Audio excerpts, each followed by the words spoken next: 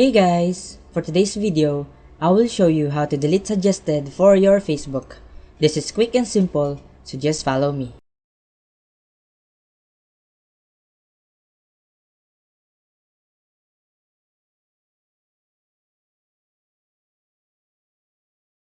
First, open the Facebook app. Then, what you need to do here is go to your account settings.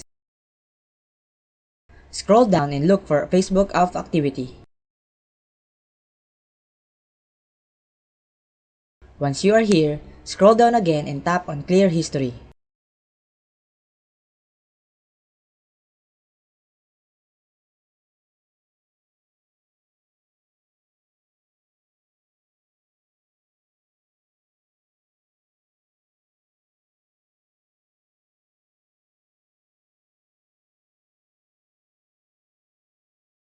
Once finished, go and close your FB and go to your settings.